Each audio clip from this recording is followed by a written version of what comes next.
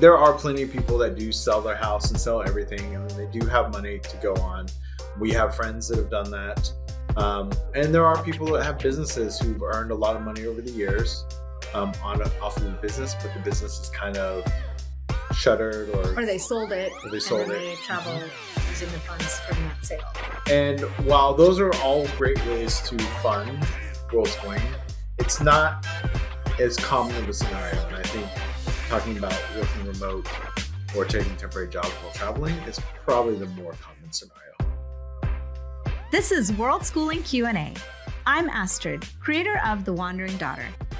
As a traveling family, we've spent 4 years traveling full-time to over 18 countries and 6 continents. Wherever we go, we try to learn as much as we can about the countries and cultures we visit. While we didn't coin the term, we like to call this Worldschooling, using the world as our classroom. Each week, my husband Clint and I will answer one question about Worldschooling and share our experiences of traveling the world with our kids. Ready to get started? Great! Let's dive in.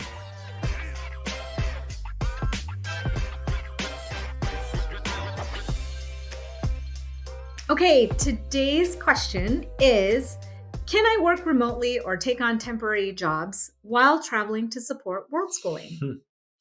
This is a very common question, if not the most common question. Yep. I think every Worldschooling course, everything talks about this or addresses it in some way. Before we start, just want to acknowledge we are not lawyers or accountants or tax advisors. So please take what we say with a little bit of grain of salt. There is nuance to what we're going to talk about. And there is a certain amount of risk depending on how risk adverse you are. So we're speaking from our own experiences, but do not take this as any kind of like legal advice or tax advice or immigration advice, And our experience is pretty common for a lot of digital nomads and world scholars too. So that's just give you a little context there as well. Yeah. Okay. So I think this is a common question, partially because like people just want to be able to pay for travel, to pay for Worldschooling. And unless you have like hundreds of thousands of dollars saved up, or you sold your house or something like that, there's not really like you need to be able to have a way to sustainably fund your travels. Yeah, and I guess that's a good point. I mean, there are plenty of people that do sell their house and sell everything, and then they do have money to go on. We have friends that have done that. And there are people that have businesses who've earned a lot of money over the years off of a business, but the business is kind of shuttered or they sold it, they travel using the funds from that sale. And while those are all great ways to fund Worldschooling, it's not as common of a scenario. And I think talking about working remote or taking temporary jobs while traveling is probably the more common scenario. Right. And this is what we did when we were traveling full time from 2018 to 2022.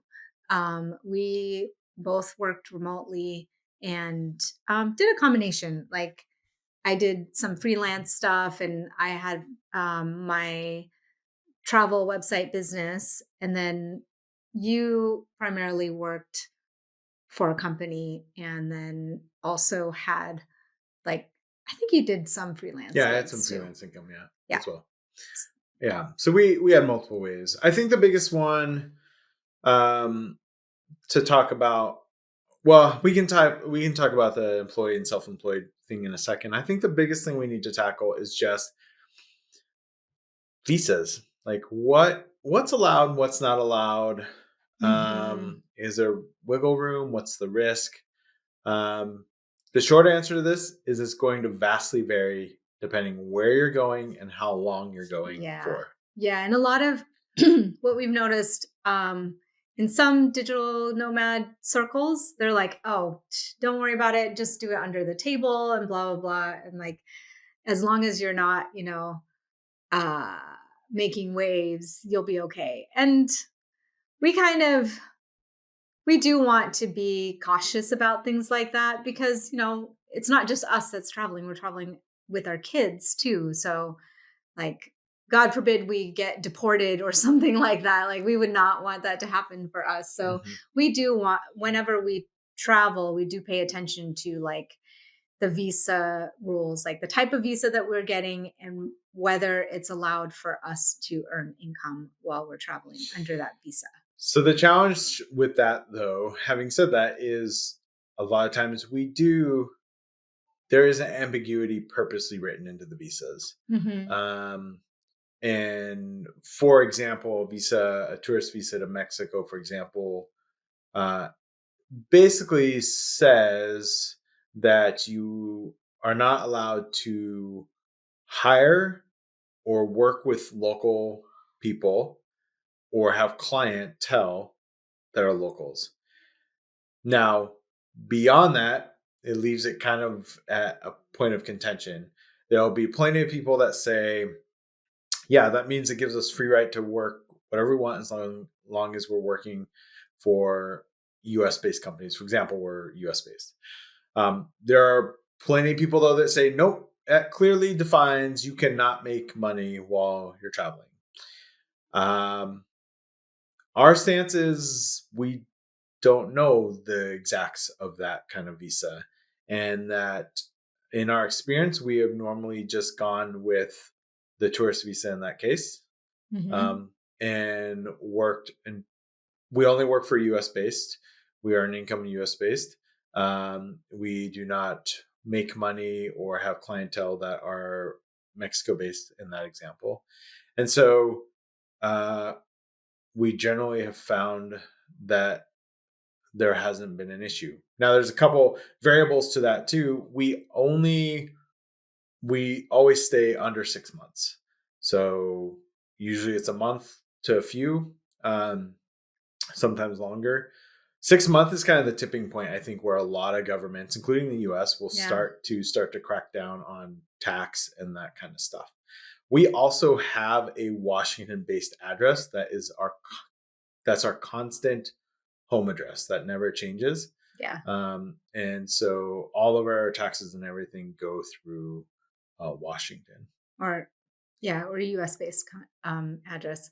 I think if you were, if you did want to do business in the countries that you're traveling to, for instance, if you wanted to stay longer, it's not like most countries, it's not like the only visa is that you can't work. I mean, you can look into like what are the business visas Yep. that are allowed there or like long-term residence visas. They're going to be probably a little bit more expensive. They're also going to be more involved in terms of like how to apply for things. Some places require like a sponsor or things like that. So you really need to look at the visa rules. And see what's allowable in the particular visa that you're applying for. And it's not like this is a not talked about subject. This Mhm. is a constantly debated subject. And that the proof is in all these digital nomad visas that have sprung up. Exactly. Countries, a lot of local economies recognize the potential value for digital nomads to be in their region. They don't have to provide jobs, for example, and they can in theory help boost the economy. Yep. So there's been a lot of discussion about digital nomadism in general, and that's why I think a lot of governments will generally turn a blind eye to a I say this again with a little grain of salt, and this depends on how risk adverse you are, but they will generally turn a blind eye to that. Case in point, you go to Mexico or Indonesia, for example, and there are tons of co working spaces, and lots of the co working spaces are filled with foreigners. I can almost guarantee 90% of them do not have some sort of working visa.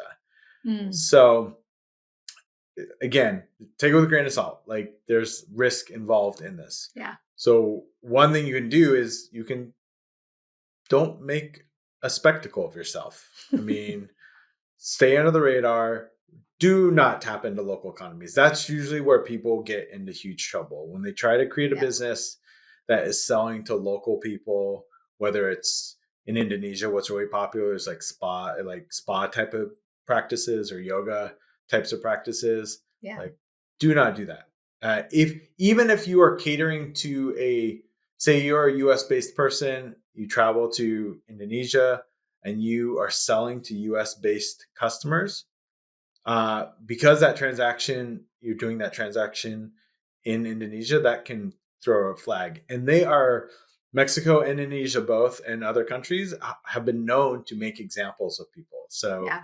it's one of those things where you don't really want to test those waters if you can at Yeah. all avoid it. Yeah. So the other part is like, do you want to work for a company or be self-employed? And as I mentioned at the beginning of the episode, we've done both, and we still do both. Mhm. Like we have both have full-time jobs with companies based in the US, and then we also are we have our own businesses. We have the card game business, Mhm. which is primarily like selling I would consider that like an e-commerce business since we're mainly selling our product online on Amazon. And then the other business that I have is the Wandering Daughter, which is a travel website business. Mhm. Yeah, and uh, I've made the majority of my income while traveling by working as an employee. I did make some money as a side business, doing some freelance web development work.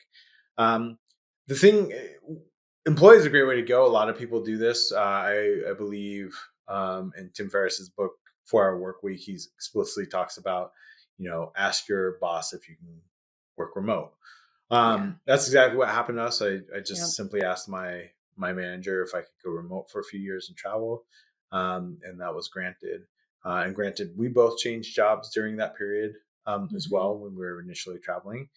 I think the key point with if you're going to be an employee doing it, I know there's this trend or this thing that people do that's essentially quiet travel or Hmm. quiet vacationing or whatever Yeah. they call it now. That's where you're essentially working remote for a company while traveling, but not telling your employer. We do not advocate for Yeah, that. we really recommend being transparent with your boss, at least with your manager. You know, like there's one thing about, you don't really want to brag that, oh yes, I'm working in Mexico this week, although I have said that in meetings sometimes. But you know, your boss should know where you're working from just so that like in case something happens, in case there's an emergency that Yeah. you need to be contacted, then they'll be able to know, you know, you're not in your home, your regular home, you're somewhere else. Yeah, I think they want to know if like equipment gets stolen or something. Like Hmm. that's all critical Yeah. stuff. I think the other aspect too is they need to know because they need to know on their end if there's going to be tax implications or Yeah. things that they're worried about. And we have experience with some companies who are not comfortable with us working remote because of potential like tax implications Yeah. there. Yeah. And then also like the trust aspect, part of being an employee for a company is having them be able to trust you. And so that's a big thing. Yeah. Um, there was something we do, I have also in the past like taken on temporary jobs. There's we did teaching or not teaching, but uh, I did English tutoring for a Chinese like language company, and so that's kind of some people do that of like some kind of like tutoring or courses or things, and that allows for some flexibility in your work hours and in your schedule and location. And then I've done jobs like temporary jobs with uh like companies doing, social media management or Mhm. something like that. Yeah. So yeah, be open. Like there's places that you can find remote first jobs. in the past, I've used a website called FlexJobs, where you can like search up like 100% remote, hybrid, all sorts of different industries. There's definitely jobs out there that they're okay with hiring remote workers.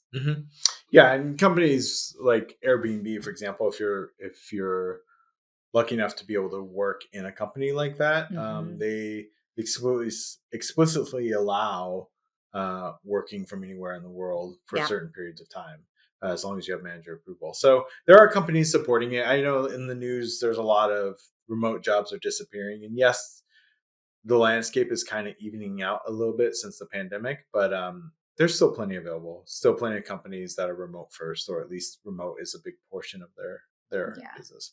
I think the other thing I wanted to talk about with temporary jobs is that we've seen this when we've traveled. We've seen it in the digital nomad community, but getting temporary jobs or doing things that can have an ill effect on the local economy.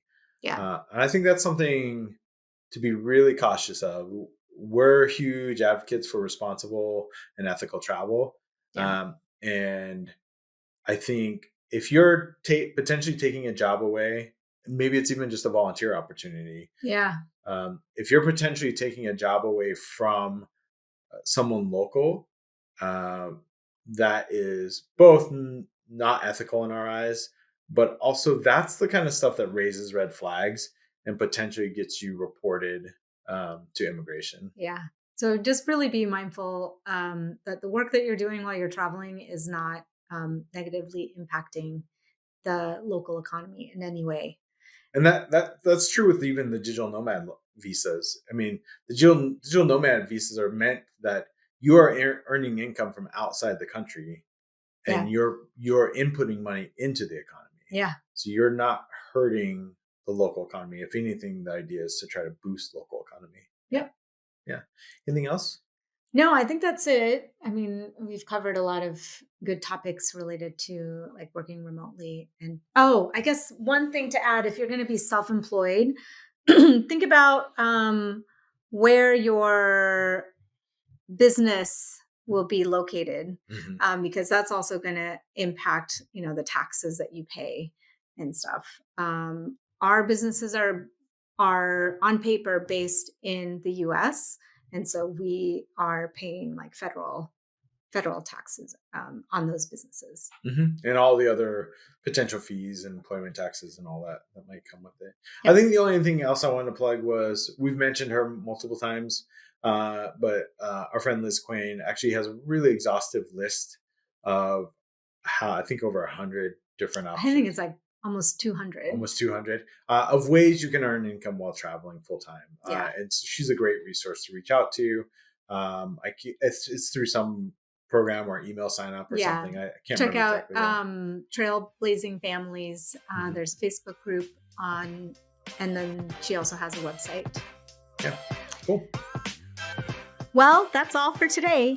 Thank you for joining us on this episode of Worldschooling Q&A with Astrid and Clint. Be sure to check out the show notes for any links we mentioned in the episode, and visit my website, thewanderingdaughter.com, to dive deeper into worldschooling and family travel. If you like what you hear, please consider supporting The Wandering Daughter on Patreon. It really helps us out and keeps the show going. You'll also get exclusive perks like episode transcripts, additional resources, access to office hours with us, and more.